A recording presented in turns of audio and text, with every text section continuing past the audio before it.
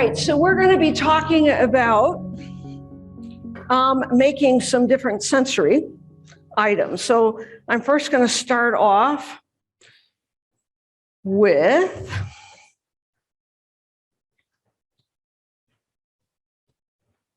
this video.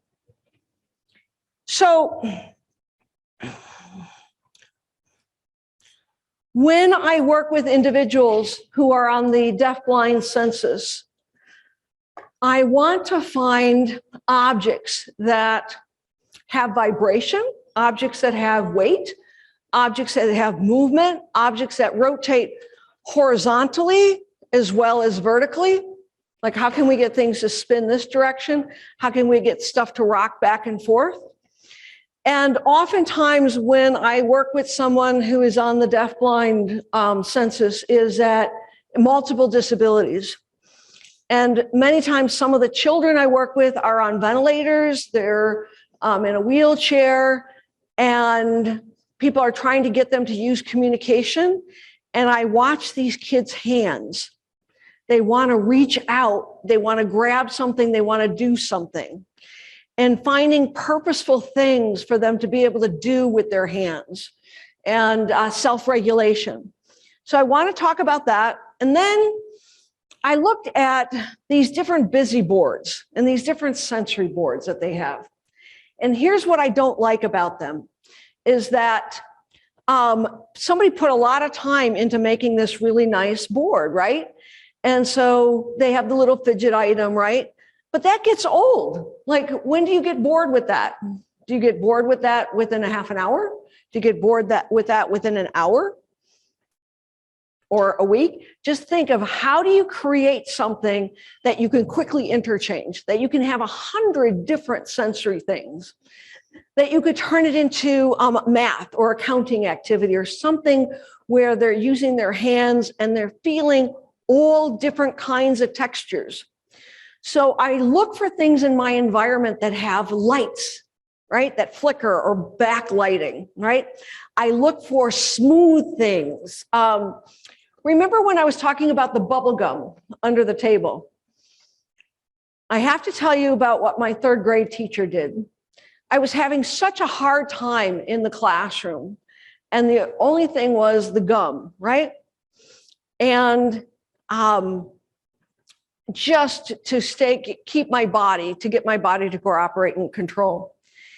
And do you remember, first of all, when you were a kid, maybe some of you will remember, we all had blankies. And remember that satin blankie on the upper lip and how you'd rub that satin blankie right underneath the nose, back and forth. And you know how calming that was, having that satin blankie? We were talking about, we were staying at the embassy suites, and those sheets and everything, oh, it was just like, it was a great night's sleep. And the cotton sheets, oh, it just felt, really nice. But that sensory part. So I came to school, was having a difficult time, and I, again, put my hands underneath the table, and she glued a satin ribbon. And I had my knuckle like this, right? And I rubbed my knuckle back and forth, the side of my finger back and forth on that satin ribbon. Oh, that was the best thing she could have done for me at that point in time. That was so calming, rubbing back and forth. Nobody knew that I had a satin ribbon on the bottom. And I just remember smiling and just going, ah, oh, back and forth, back and forth. When I turned 50, I had a really hard time with my Tourette's and getting my body to cooperate and wait. Like, sometimes I would come and I would do a conference or an event, and the only thing that would calm me down would be a heavy backpack filled with a whole bunch of books, as much weight as possible on my shoulders. That would calm me down. My daughter sitting on my lap, the weight of my daughter on my lap would calm me down. So I was looking at, weighted vests and weighted things and creating, weight, and it just wasn't heavy enough. I needed that, more of that. Binder clips, and I know this sounds crazy, but I love the sensation of a binder clip on my thumb. Oh, that just calms me down. but it's that deep pressure, that deep sensation when I'm trying to get my body to cooperate or trying to get myself grounded. And so as I observed these children about the need to have something to interact and wanting to use all the senses, and one time at Staples, I got this round ball, and I plugged this round ball into a pocket talker. Then I plugged the round ball into the iPad. And there's these different apps, ABC Kids apps, and there's one animal sounds, there's one for all these different instruments. And I found out that the instruments were amazing. And when you cranked up the volume, but each instrument had its own vibration pattern. And this little girl would take this round ball, right? It was a little speaker, and she'd put it right next to her jawbone, and we'd play the violin, and I would have her color the violin kind of thing. And then she'd try out the flute, and the ABC thing, you'd have to use one hand to move across. And when your hand lifted up, the music would stop.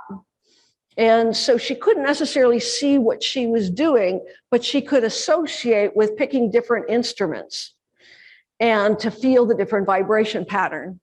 Well, from there, I went into the cell phone. When the cell phone came out with the haptics, I started doing vibration mapping. So I was doing vibration mapping for animals and musical instruments on the iPad. Then I started doing vibration mapping so she could understand when her brother was trying to get a hold of her, or when her mom was trying, because each person in their family had a different vibration pattern. And based upon the vibration that was coming off of the phone onto the table, she knew exactly, oh, mom's coming. Mom's coming to pick me up. Oh, dad's coming to pick me up tonight. And I thought vibration. So what I want to show you is, I want to show you something. I went to a PT conference, and you know how you go to the exhibit hall and they have, these stress balls, right? And they've got all these little, fidget items. And I took them all, and within an hour, I created this multi-tactile motion type of board. So I want to show you that. And then I want to show you how far I've come with this concept of a track board, sensory, multimodal kind of things for that. And to inspire you to quickly think on your feet and thinking about turning things into multi-use, anyway, so I'm going to show you all that. Then we're going to create a little sensory kind of little activity, a little board. And we're going to talk about how it's going to be a miniature, but how you can make it bigger and what things you might change on it. And then how you can convert it to something else very quickly. So that's what we're going to do now.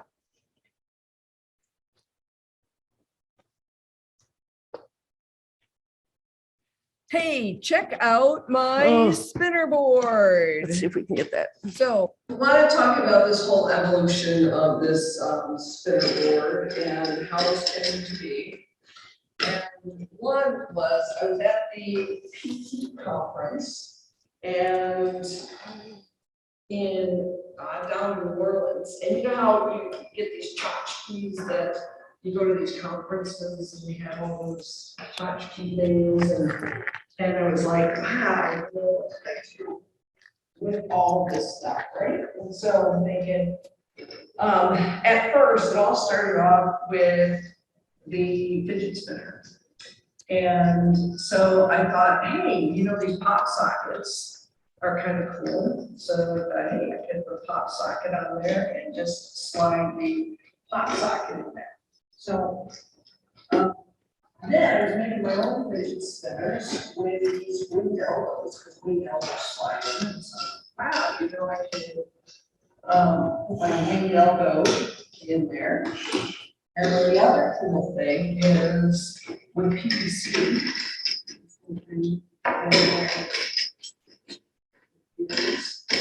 that's kind of cool.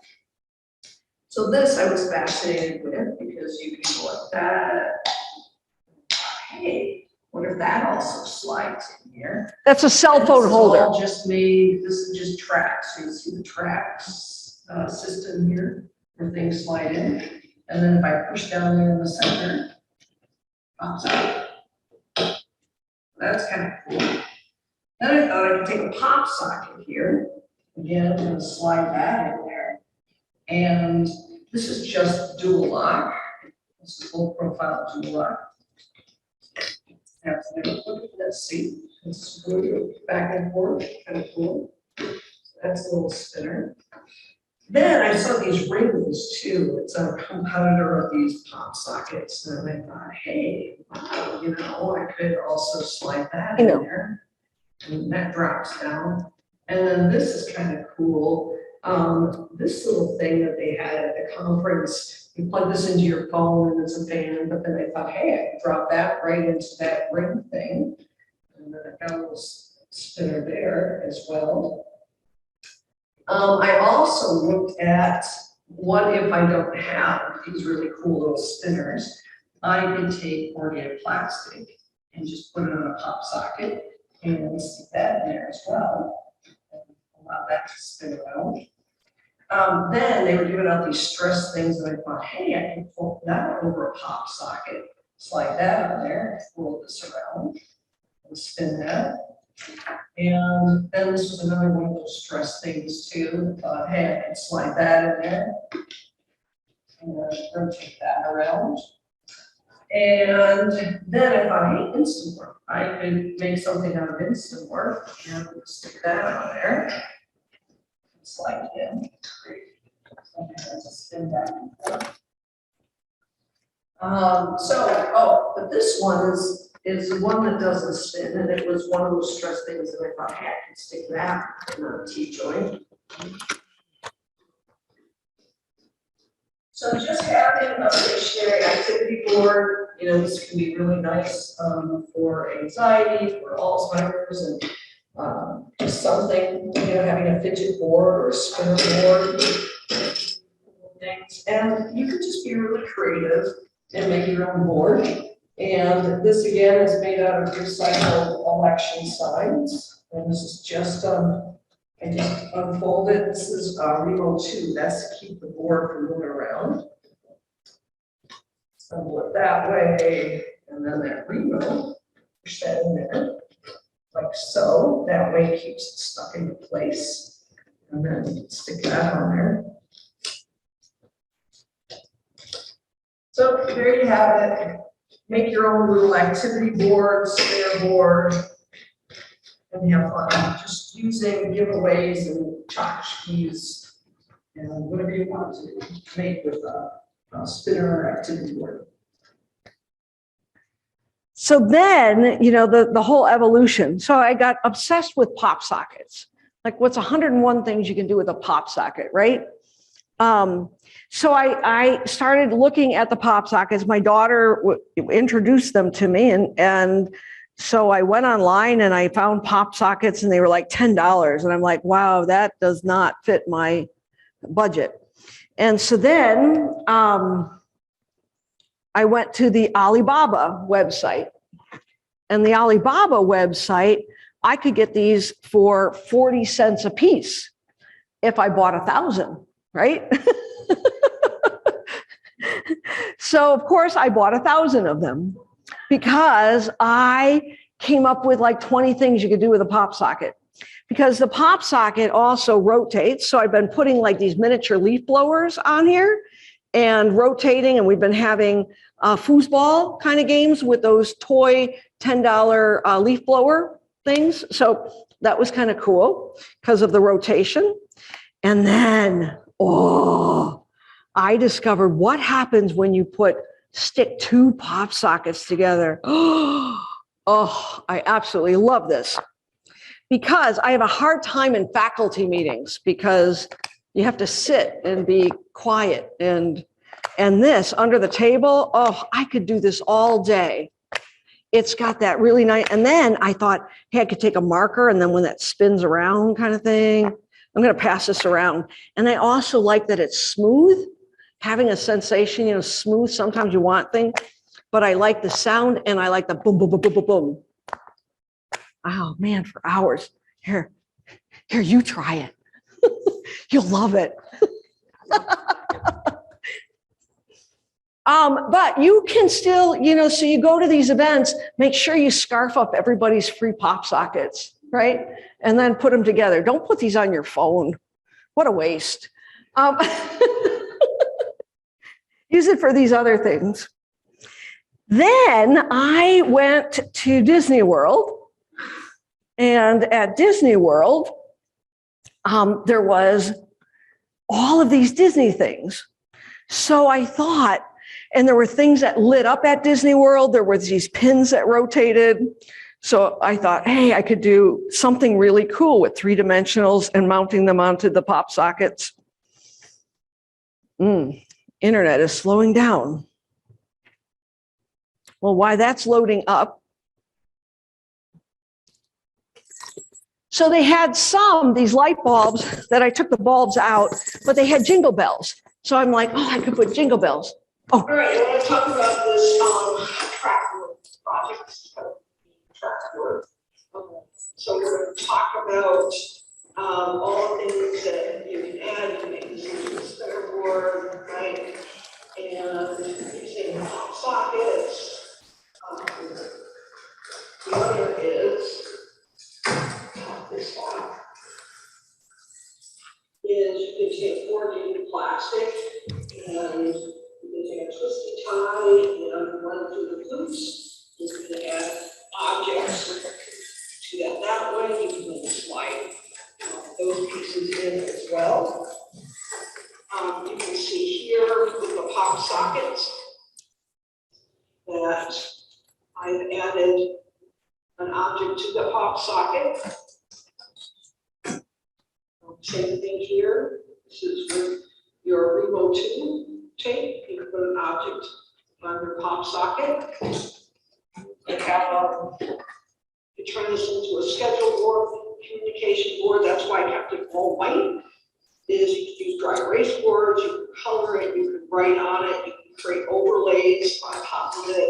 You can do whatever you want with this particular track board. And you'll notice this material here, it's called low profile dual lock. And I use low profile instead of high profile so that when I pop this on, it stays level. So I show you how to, when you're assembling it, I'm gonna push down on this, and you should hear it kind of click in and crunch. So that's how the other piece is put on so that it's removable. All right, so to get started, what we're going to do is you're going to need this kit of So we're going to do something a little similar to that. So we'll come back to that. But I wanted to show, oh no, here we go. This is what I want to show. to make these 3D printers. In my book that you can just scan the QR code and download on the files for making these here's another version of that without the interactive quieter. You can take other like election signs and harvest the colors off of them. The other thing you can do is, notice that I made a point to make sure that everything is all rounded off so nobody scratches themselves. I can, of course, put no 2 on the bottom to make sure that that stays stable on the table. I can also take foamy, wrap foamy around to make it real soft. But I work with a lot of people who do wool, and so I want everything to be washable. So that's why I cover this up. You can certainly cover it up with foamy, and then cover foamy with plastic material to make sure that everything's all washable and that it can be sanitized. So, and another thing I did was, what if we took this board and rather than making it into a track board, you could make it into so in this case, what I did was the overlapping pieces, I took the colored piece, right? And I put that on top. what I learned in this whole process about making model mazes is that you really want things that are round. And I'll explain why.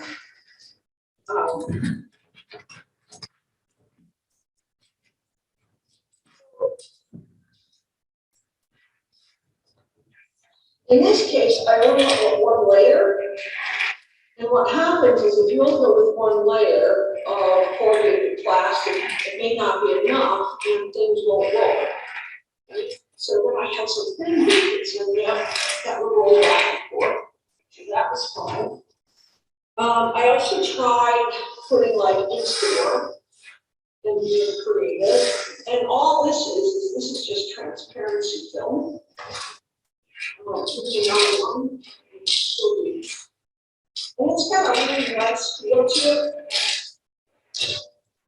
Then add this double layer of corrugated plastic. Then add some jingle bells, and then Mardi Gras beads. I slip them on.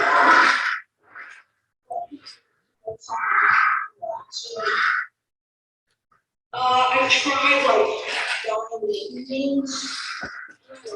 It doesn't have to. It's like, then I tried diamond rice, and I kind of like the rice, the other colors, but notice how things get piled up here. And so that's where I redesigned it so that if I put points here, notice nothing is piled up on it because it's going to be off. So you can take the board, split it in half, and then underneath here is called Remo 1. So it's permanent on one side and removable on the other. So you'll see, you put that up and then you put the transparency film on top. So just wanting to encourage you to think about all the things you can do. Here's taking the track board and then putting transparency film on top. Creating a section for that.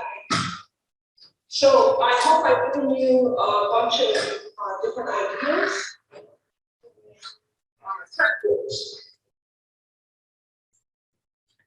All right.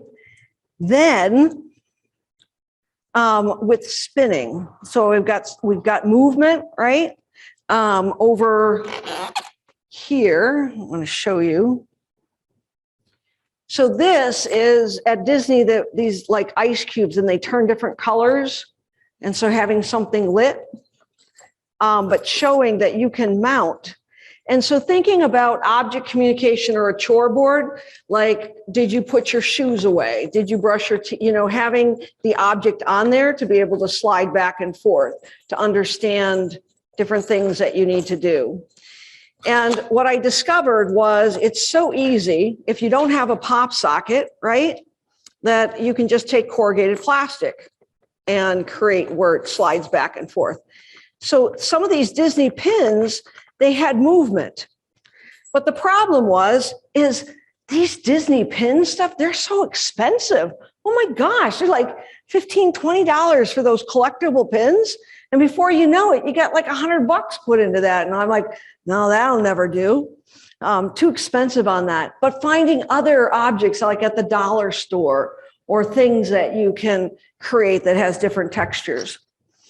I'm going to pass this around. But I just love sticking my finger in here and just, going back and forth, back and forth. It's like really relaxing, but it annoys the teachers. They don't like the sound of that. So I'm going to take off the end here, and that's with the dual lock. I'm just going to slide this out. So you can see this is just, you go to the plumbing department at Home Depot. This is called 1/2-inch CPVC, and you make your track. So something really simple. But when I designed this, and here's what's really cool, because you guys all have a copy of my book, which means you all have my 3D files. So if you have a 3D printer or your school has one, or you know of somebody with a 3D printer, you can print out these blue things. But I wanted to explain why this blue thing is so important to me. So when I'm in a faculty meeting, I put this over my finger and see how quiet that is. And when my finger's underneath the desk, right, nobody hears this. This is PLA plastic.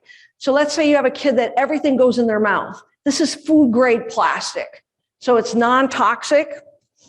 Then the other thing I like about it is rather than using binder clips to clip onto my thumbs, I can get that deep sensation with these balls, right? I can get these to push into the palm of my hand. And boy, that really calms me down. That really relaxes me. So, you know, you can, and if you don't have a 3D printer, you can use a product called liquid plastics. You can make your own fidget items out of Instamorph, and we'll be looking at that. So that's kind of cool. But that's the whole thing on, see, you can't hear anything. And when you throw it across the room and hit somebody in the head with it, it doesn't hurt as bad as a real fidget spinner. And the real fidget spinners have all of those BBs in it that are not, they're very toxic. You don't want any of fidget spinner inside of anybody's mouth. It's like awful, awful, awful. So it's a nice, nice alternative for that. I'm gonna put that back together. And this also will fit into the trackboard. So having, you know, the 3-dimensional, and then mounting that solid on an angle. And so being able to explore. So looking at other things of exploring, I'm going to show you another thing I've came up with in the last couple of weeks on. So there's this one school that's really struggling, and this school just works with the severe of the severe, right? And it's a segregated school. And the teachers are all feeling kind of bad because they know that they're overwhelmed, not enough staff. And I look at that school as a gold mine because there's so many opportunities. Every kid we could do maybe 50 things with. And they're like, yes, but when? When are we going to have the time? And so I opened up my lab, and we do on weekends. We have, it's Maker Saturdays, and people come in and they tell me what they want to make ahead of time. So I got all the materials laid out. So when they come in, they'll make these things, they can take them back, give it to their kids. They'll bring their families, the kids, you know, brothers and sisters will show up and they'll start making stuff. And again, I'm living the dream, making stuff and loving people. I'm like, God, I get paid for playing. So this time I'm going to pass it around this way. So it's going to come around, but play with that one. Yeah, that one's fun. And then, so some of these kids are in these wheelchairs, right? And they just sit there, right? And they might have a little movement with one hand, right? That's all. And they're like, well, what are we going to do? So I found these casters, these spinner casters, and I'm like, wow, look what I can do. I can put this here. Look at that. If they've got tiny little movement, right? And then if I bring it down even further, maybe I don't want it to go spinning. Maybe I want it to stop at a certain height, right? And so thinking about having things that spin. Here's another one. This is the one that you guys are going to be making. Let me get this over here so you can see what I'm trying to do. And then, but wait, that's not all, because I found these little 5-pound weights, and I thought I could put a spinner caster into lock line.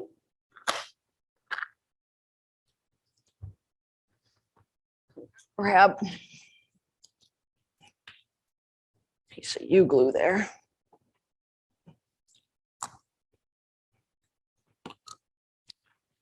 And I could anchor this onto the table. But something in front of them, just little, like, and then having something spinning, because American Science Surplus for 50 cents has these Lazy Susan things that you can put on to be able to spin and rotate. And on the Lazy Susan, you would mount different interactive items on that as well. So I was first making these marble, I was using acrylic, right? Well, acrylic is really expensive. And then when my mom passed away, nobody wanted any of her old lady necklaces, you know, those cheap costume jewelry stuff. And I'm like, wait, I could cut up all those beads, right? And I could, you know, turn them into different mazes. And then, you know, like instead of the maze, then I was working last week or 2 weeks ago in Nebraska, the School for the Blind. And they told me put acrylic on the back and then put light bulbs so that it's all backlit, so that it lights up and it shines through in terms of the beads. So that's going to be the next thing that I do. I'm going to pass these guys around.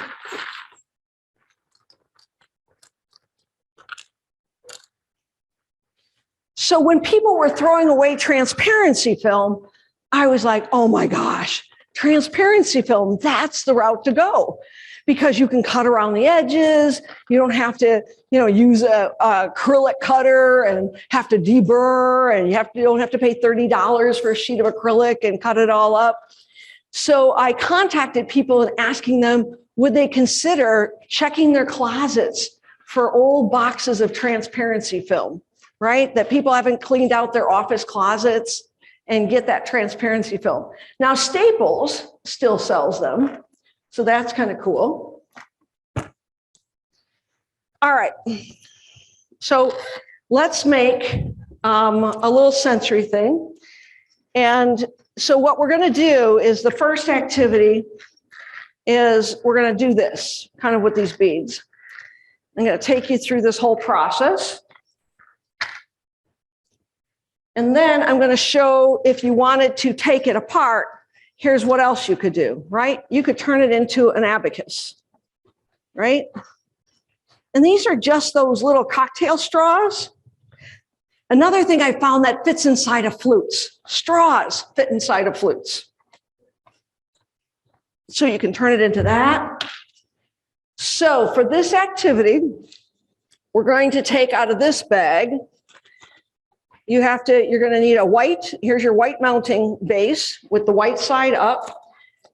You'll have a piece of transparency film. You're going to pull that out.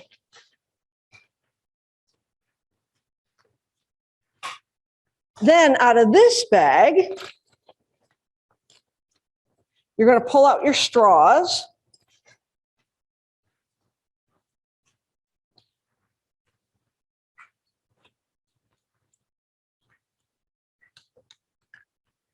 And in this bag, you have to be careful. There's some BBs. You don't want to lose the BBs. Those steel BBs, leave those steel BBs in there. But take out your straws, but don't take out your BBs right now.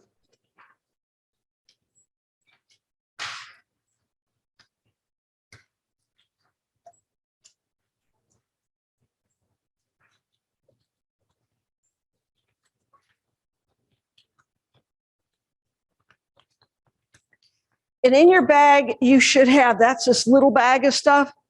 You should have these 2 black pieces that have tape on the end. And then you should have this one piece that has this continuous piece. So you're going to pull that guy out. And you'll need your pair of scissors.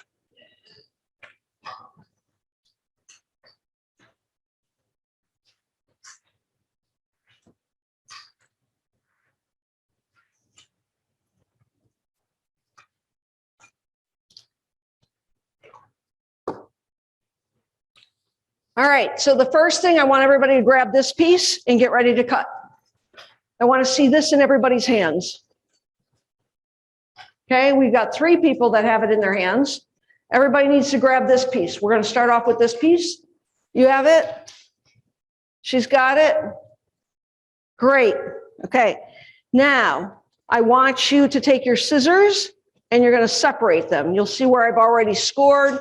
I want you to go ahead and separate these into 4 pieces. You're going to have 2 longs and 2 shorts.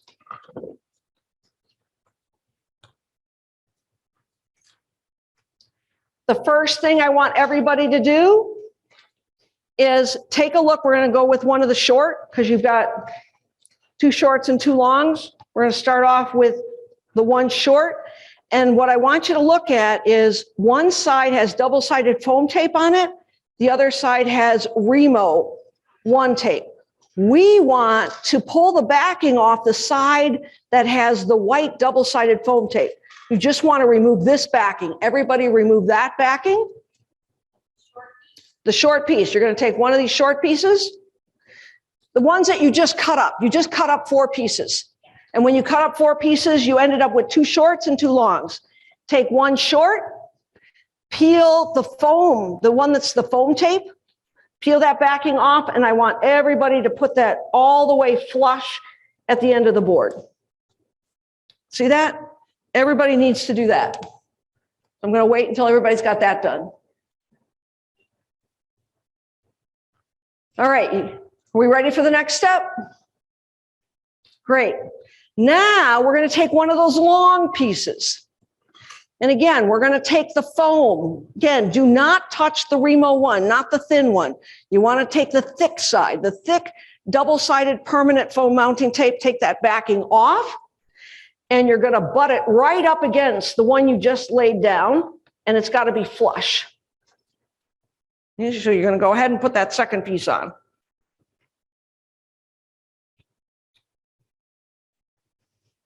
Wait, everybody got that piece on? She doesn't have it on yet.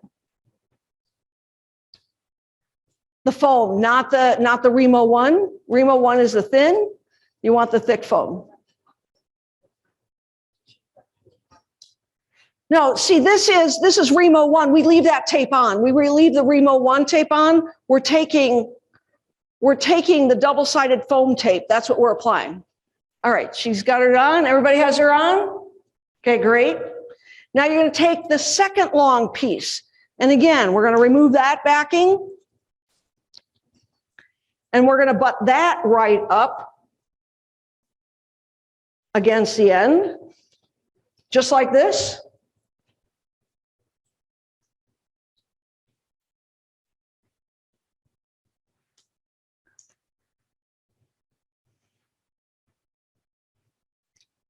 All right, everybody with me so far? Great. Now, your last piece is, now what happens if, so these are lining up perfectly. If yours does not line up perfectly, you might have to get underneath and just trim off a little piece so that it's level, because you have to put your last piece on there. So you have to peel the backing off of the foam tape again. And you're going to butt that right up on the end. And you'll have some left over. We'll like trim off the white stuff later. But we've got to make this solid frame. You can't have any spaces in between. Put that last piece on.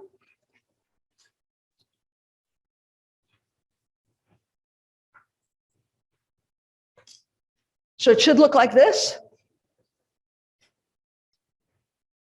Now, you have, oops, gotta go to camera mode. You have these 2 black pieces. And this is a little bit too long in terms of fitting in there, so I'm gonna just cut off just a tiny bit so I can push it down in there. So I'm gonna take the backing off.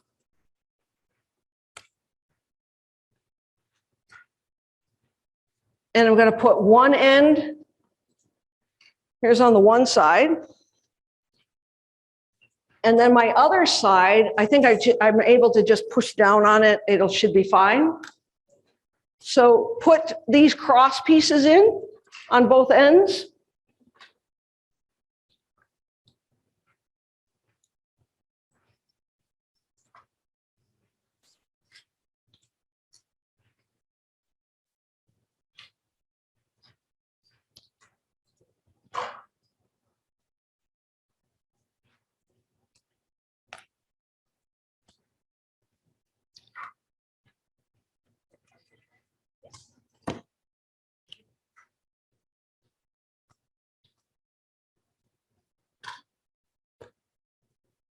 And now what I'm doing is I'm sticking my 4 straws.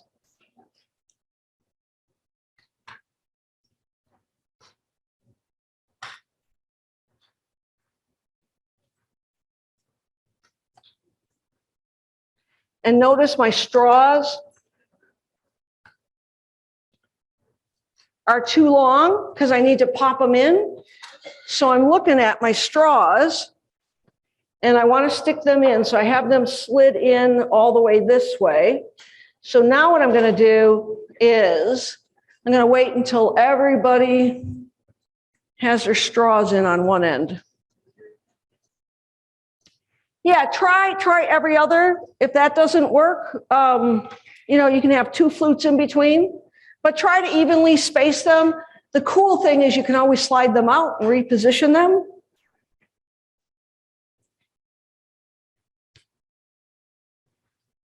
All right, everybody ready for the next?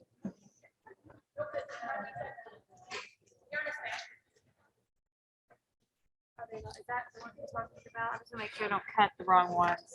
Yeah, so you need to I put missed that part. Okay. one on this end and one on that end. So did I get out the There wrong you go. ones? Because mine were already cut. Yeah, yours were, some were already cut. Okay, perfect. So where do we start our straws? You're perfect. So just stick them in any flute. Yeah, there you go. And then skip a flute. So you're trying to stick your straws in there. Yes, they're all long, and so you're going to give them a haircut. So just for a second, if you can all look up here on the screen, look what I'm doing. I'm like going to cut them all right about here. So now I can bend them a little bit and tuck them in.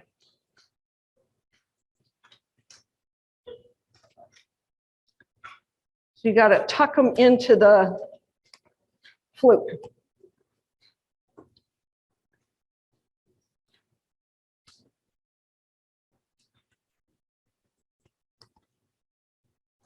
And if it's still not going in, you might have to just cut a little bit more off.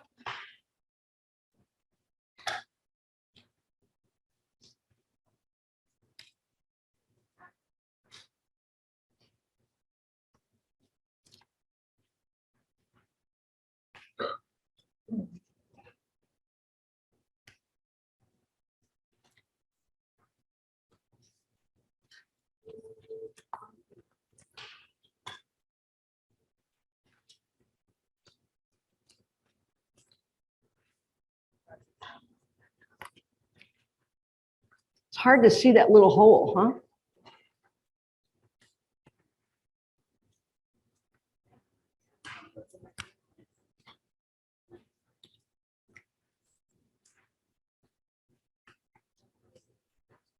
There, I got mine in.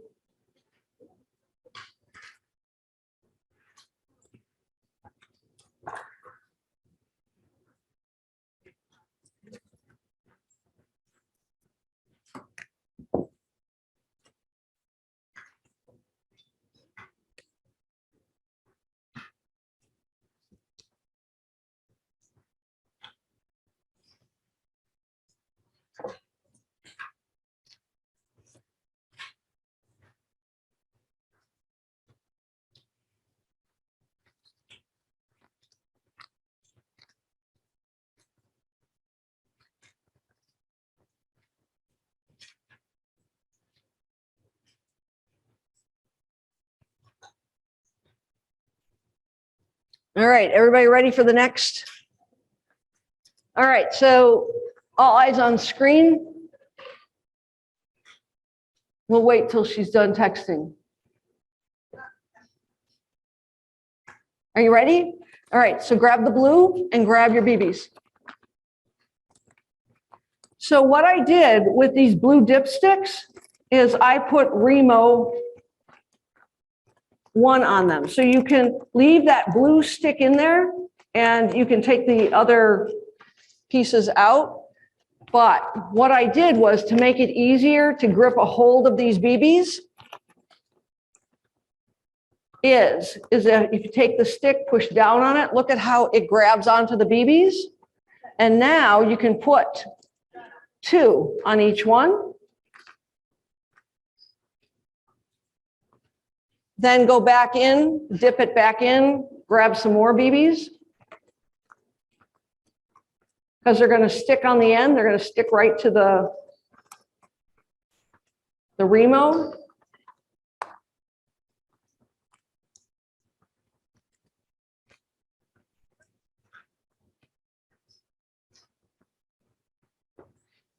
And then I pull it out and I push the 2 BBs into the next row.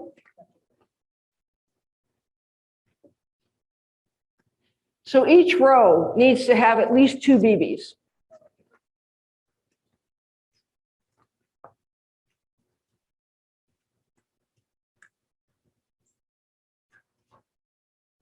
Or you can pour them out in your hand.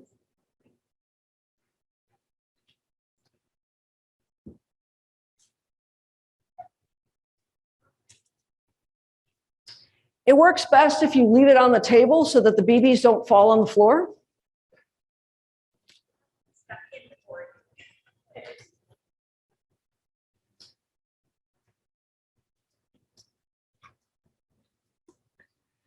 So now you have to be really careful because you don't want to spill the BBs that you've left in.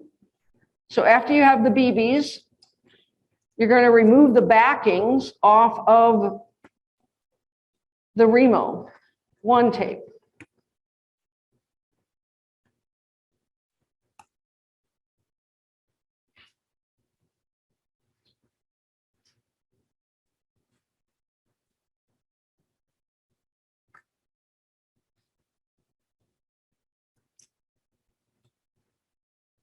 And then you're going to put your transparency film on top.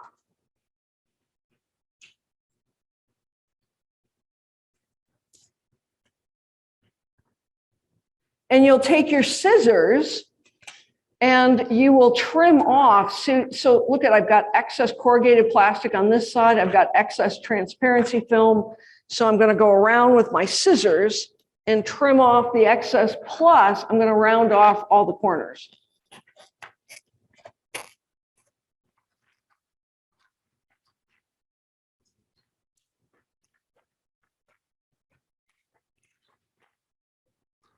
Again, we don't want any sharp corners, so we're going to hold our scissors parallel to the surface and nip off every one of those sharp edges.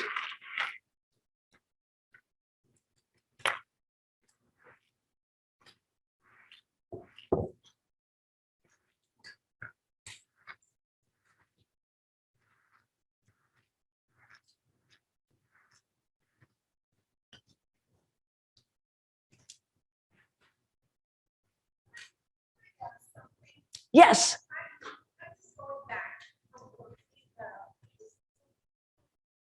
You're going back, what? About working schools, you know, elementary, middle.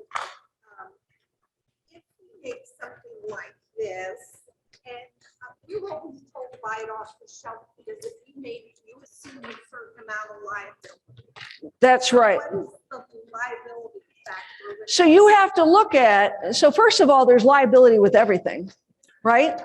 So you have to look at, for example, putting 2 pop sockets together and making a fidget item may have less of a risk because it's larger. Chances are they're not necessarily going to choke on that.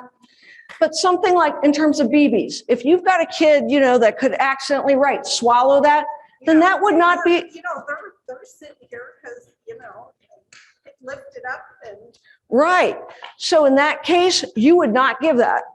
Now we have a 14-year-old who just really enjoys that. So everybody's needs are different. And this whole thing is looking at in terms of some common sense. But let's say you're in a school system like, you know, you made that Eileen. So is somebody going to get hurt from that Eileen that you made with the iPad? Who knows, right? I don't know. But somebody could take an iPad and throw it at you or throw it at somebody else and somebody could get hurt. Right, right. There's always liability. Somebody could put Theraputty in their mouth. So you're always told, don't give anything smaller than your fist to a child or whatever. I don't know what those that whole thing is everybody's needs and everybody's abilities are different. So you have to look at that. You have to say, wait a second, everything goes in their mouth. I don't think I would give this to a kid. Yep. Now, when you have kids that put things in their mouth, so you want to make sure that it's large enough, right? You want to make sure that it's non-toxic, and you want to make sure that when they bite down on it, it doesn't disintegrate. So it's non-toxic, biodegradable. Like, so I'm always looking at what happens if somebody puts it in their mouth. So we talk about corrugated plastic. Corrugated plastic is made out of the same plastic that plastic spoons are made out of. It's a polyethylene plastic, okay?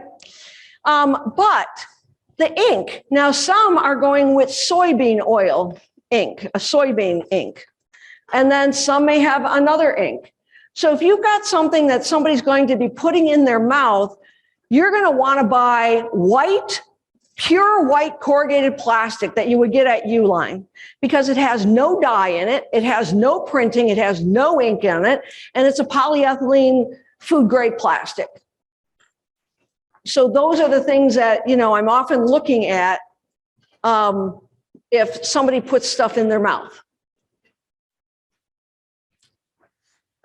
Here's the other thing is there's this one school I went to and they said, we're not allowed to make anything for any kid. So then I say to you, then be an educator, be a conduit of information. When we have these workshops and we open them up to families and parents, right? And we do adaptive toy making and all of that. We talk about, here's the risks. Somebody could put it in their mouth, whatever. So parents can make that informed risk. Parents can say, oh, I want to make that for my son, or, oh, I want to 3D print one of those items. And you allow the families, and you can share ideas with families. The other concept of what I'm trying to teach you is that you don't need to have power tools for any of these, right? And that all of these solutions I'm teaching you how to make can be made in 5 minutes or less. So that whole thing of rapid creation using readily available items and materials.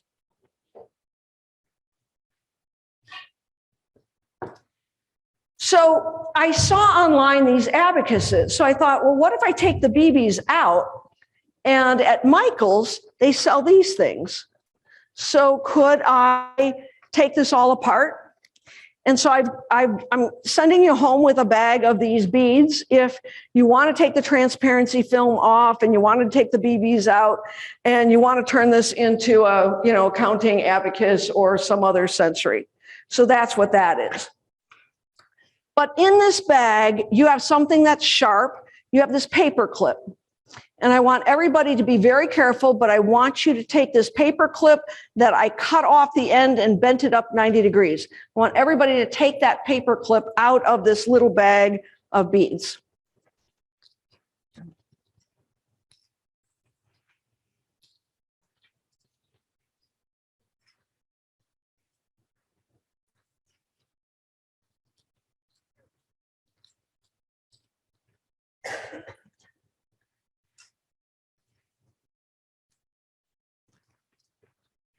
Then in this bag of odds and ends, I want everybody to take this piece out because it has dual lock on one end and it has VHB on the other end. I want everybody to take this piece out.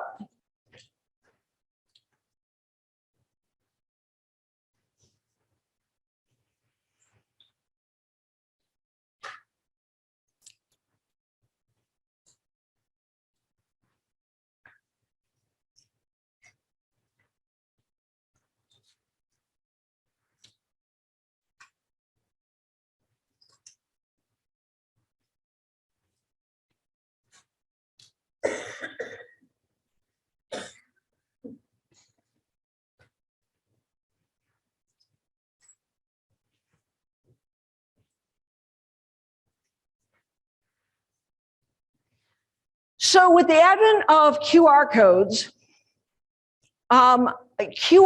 you can store so much information. A QR code could go to YouTube. A QR code could go to a worksheet, a document. A QR code could go to an electronic book. A QR code could go to your curriculum vitae, your resume, more information about yourself. So I'm encouraging in Asia, in Korea and Japan and China, when I go there, they got QR codes on the front of their business cards. Everybody's using QR codes over there. And they have more information, somebody doing a video of themselves, talking about their career path, all of that. And so in my book, there's 500 QR codes that you can scan. But if you're blind and somebody gives you a business card, you know, Braille on a business card, the most you can get is the person's name and a phone number. That's about all you're going to fit on a business card in Braille. But if you put a QR code on there that they can access, that's really kind of cool. So, but then how would you know if you're blind and somebody gives you a business card with a QR code, how would you know where the QR code is? And how would you scan it if you're blind?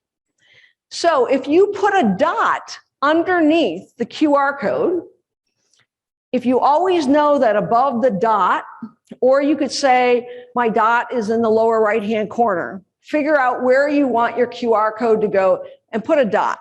So the person feels the dot, then takes their phone, the camera, and touches, so the thumb is touching the dot, or their index finger is touching the dot. Then the phone camera comes up away from the finger, and as soon as it comes away from the finger and starts pulling back, it captures the QR code, and with voiceover, it takes you right, and it opens up the web link or whatever. So that's how you make your QR codes accessible. Well, I was watching people doing dots. Some were taking like a Bic pen, some were taking a sharp, like a safety pin, and I'm like, that's not safe. And going back to my days of hanging out in the back of the classroom with paper clips and all the things you can do with a paper clip, I decided to bend this paper clip up, and I'm just going to show you how, when I make handouts, I put QR codes and how do I make them accessible. So let's just watch this clip. And then all of you are going to make a dot maker. Okay, so we're going to talk about these QR codes and how to make the QR codes accessible. What it is blind, and these QR codes take some YouTube clips on how to work with the projects. We want to put dots in the lower right-hand corner of all of our QR codes. So we're going to put a dot in here. So we're going to start off with a piece of corrugated plastic, and in the middle, we're going to score in the middle. And it's going to be our little dot maker. And so on one end, we are going to apply our dual lock. And on the other end, we're going to apply a piece of BHB tape that's designed for metal. And then what we need to do is we need to take our pliers and we need to grab hold of the inside wire, and we're going to bend it 90 degrees upward. So that's 90 degrees upward. Now I'm going to drop it down into the wire portion, and I want it to be sticking up about 1/8 of an inch. There. Now you've got this piece sticking up. Now I want to press it right down into my piece of BHB, gray BHB. And now watch what happens when I close that. So you see how that's going in between the little interlocking mushrooms. So now what I can do is, now that I know where that's at, I'm going to come over here and I'm going to push down, and voila, I've got a nice dot over here in the lower right hand corner. Now I want to take my pair of scissors and really round off the edges. I don't want anybody to scratch the sides of the edges. My paper clip, and I'm going to relocate it.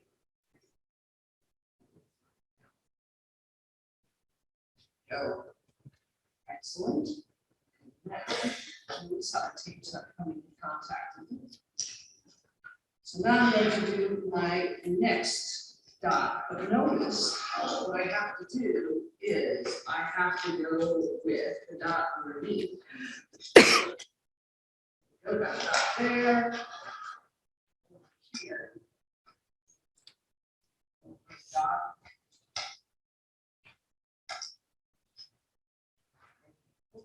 And we'll touch here as well. Now, another thing you can do is you can also take a black marker and make a little circle so you know where your thumb should go. It gives you an idea on where that dot's going to show up. So now we've made this brochure accessible because there's a dot in the lower right corner. Then, the person with vision impairment can then feel the dot, then pull back, and then it scans it and then reads it. So out here, so I have my eyes closed here. So now I'm going to come up, that, captured it, and then tap on it. That's how easy it is to make these accessible. Now, what you have to remember is that the paper clip, the dot has to come up from underneath the paper. So we're going to go ahead and we're going to remove the backing off of the BHB tape. So remember, I'm pinching and I'm pulling. I'm stretching that out. So when I stretch it, the backing will lift up. And you're going to take your paper clip. And this time, what I'm doing is I am going horizontal with my paper clip. And it's okay if that hangs out over the side. That's fine. So I have it somewhere toward the middle so that when that paper clip, see how that goes in with the mushrooms? So give you an example.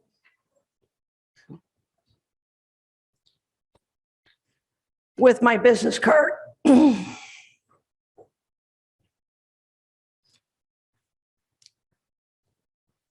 So I want to put a dot underneath, and it looks like that dot is going to be right underneath my thumb. So this is where I want to put my dot. I push down, and there, I've got a dot that sticks up.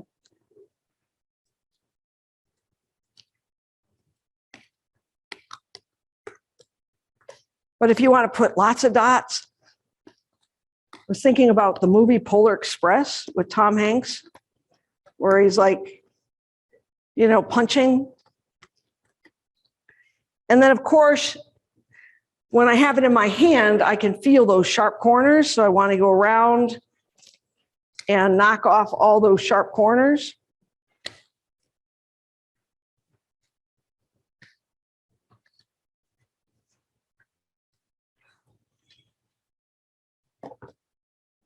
Oh, that feels much better in my hand. And see, this dual lock keeps your paper nice and flat. That's what's like really cool. Because if you didn't have that dual lock, and that's what's great, is that this goes in between those mushrooms. So you have a way that your business card or your sheet of paper is not going to bend because it's laying flat across the dual lock. So dual lock is those hard, it's like Legos. I remember, you know, liken it to like Legos. So now you've made a QR code dot maker, or if you need to make dots for other things, for tactile.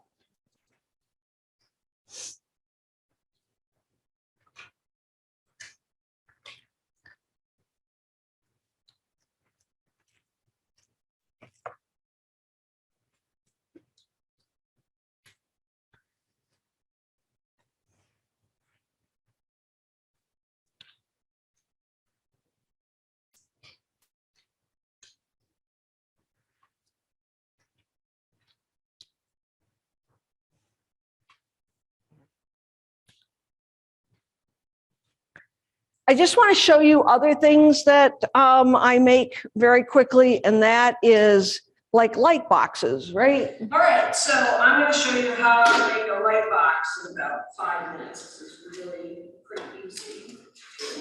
All this is these are these cap lights. So for a long time, I was looking at how do I make a quick portable, you know, light box. And when I would get those tap lights, I wouldn't get a good diffusion of light. The light would come up and I'd get a circle here and a circle there. How do I get a nice even flow of white?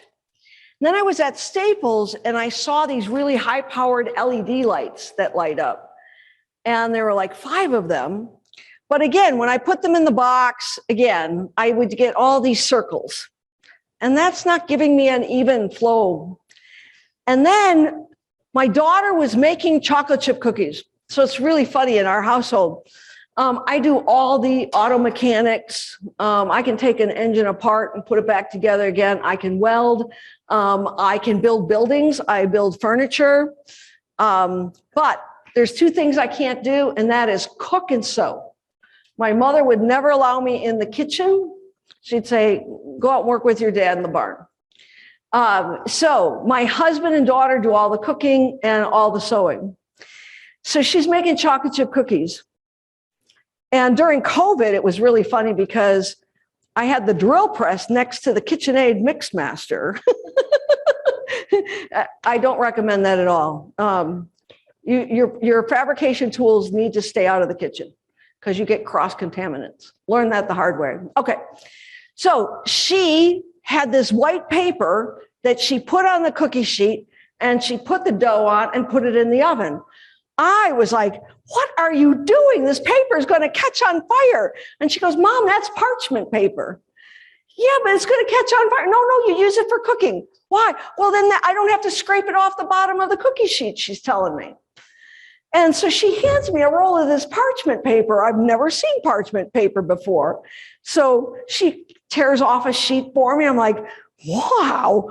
So I lift it up to the light. And lo and behold, I got a nice, even distribution of light. I was like, thank you, Megan. I think I now know how to make light boxes because I figured out, I tried soap, I tried hairspray, anything to diffuse light. So if I mount these lights sideways, so I have 2 lights coming in on both directions, then I take a sheet of parchment paper and I tape that onto the bottom of acrylic. And this is corner guard. Corner guard. Get this because of the high cutter. And this is parchment paper here. Piece of acrylic and again corner guard. So the lights on. There you go. And top. And we have a very simple and fast light box. That was the other thing, was the light box that people were getting with their quota dollars. And the light boxes had to be plugged into an outlet. So the kids had to be somewhere where there was an outlet. So I wanted nice portable, and I wanted the lights to last a long time. And LED lights don't consume a lot of energy. So those lights will go on forever and ever, which is like really awesome with these tap lights things with the LEDs.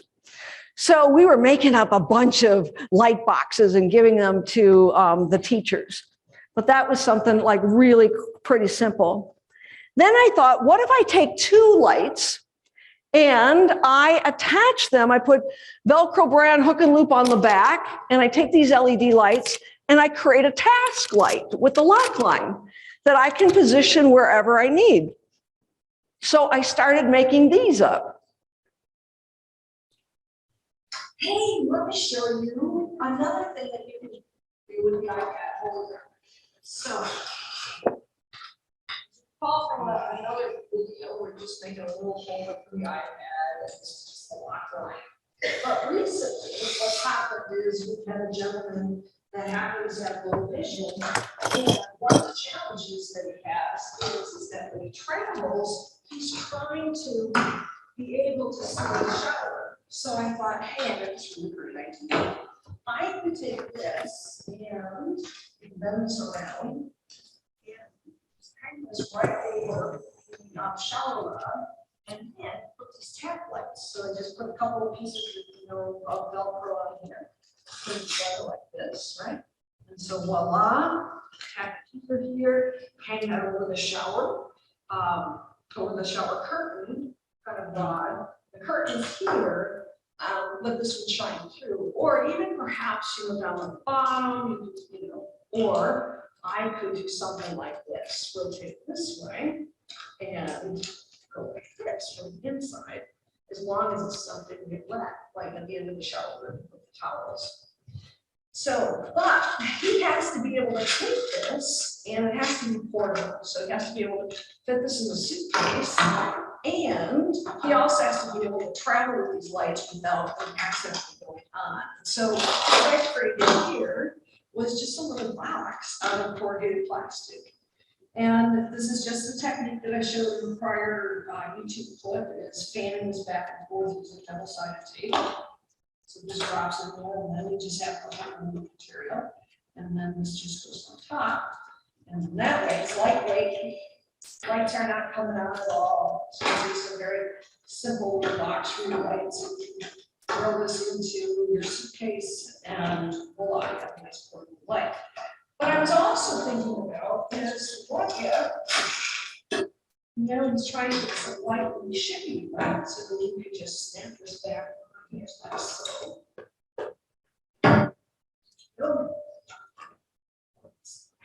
This. Lights on. And then keep that light wherever, in an extra sheet light or shade. So just a very wall type, low cost, low tech, portable light. Plus another use for the iPad stand. Well, then COVID happens, right? And the teachers of the visually, they were contacting me and they said, we need a way to do remote consultations. We need a way that we can see the kids' Braille displays and Braille notes. We need a way to see their fingers, all of that. Can you come up with something simple? So that particular video I showed you, that has a base about, 9 inches. And what you're going to be making today is a base that's close to 6 to 8 inches kind of base. Well, I thought the lower the footprint, the smaller the footprint, the less space it takes up and the more visual, more things you can do. So again, I'm looking at these weights and I put the lock line on there. Then I found all of these pieces from iSelfie sticks. And I thought, hey, I could fill that cavity up with Instamorph. I could put that on the end and we could take a cell phone, stick the cell phone in there. And now I can snap that in. All right, we got that up. And then I can take my phone and I'm going to pop my phone in here.